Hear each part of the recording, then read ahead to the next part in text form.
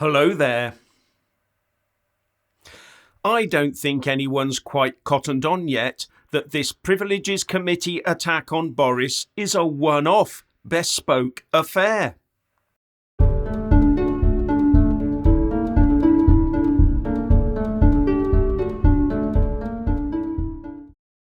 You've heard me say it before, that the Privileges Committee investigation into Boris Johnson is a kangaroo court setup.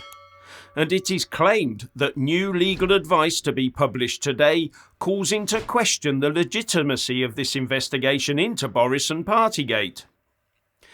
Now, the committee has been allowed, including by the Speaker of the Commons, Lindsay Hoyle, to ignore precedent and investigate Boris for misleading Parliament and find against him even if he did so inadvertently or unknowingly.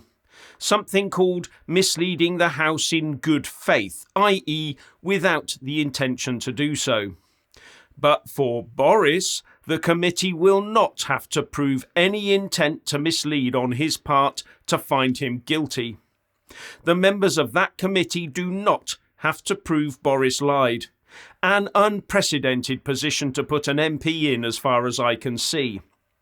And when they find him guilty, if he's then suspended for 10 or more days as a result, a recall petition is triggered, and if 10% of his constituents sign it, there will be a by-election, and it would be dirty.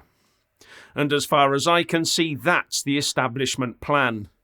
And I've pointed out in the past that if Boris is to be held to this standard, then every single MP, Minister, Secretary of State and future Prime Minister must also be held to this exact same standard going forward.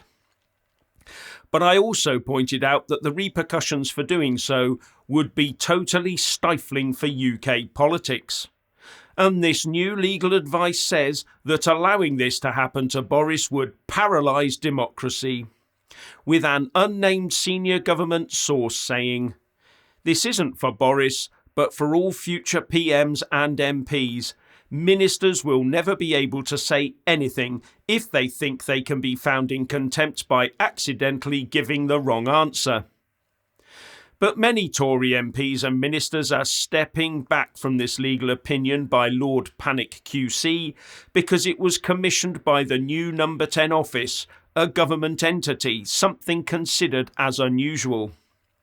But Boris supporters are saying that this legal advice will be absolutely devastating to the investigation.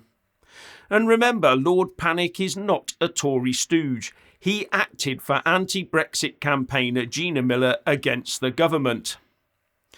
But I suspect that this investigation will continue uninterrupted and as is, and for Boris to eventually be cancelled from politics, and further, that there will be no impact on future MPs, ministers or even prime ministers, because this is a one-off, where the House of Commons motion ordering the inquiry that went through unopposed did not tell the committee to prove that Boris lied, only to show that something he said misled Parliament.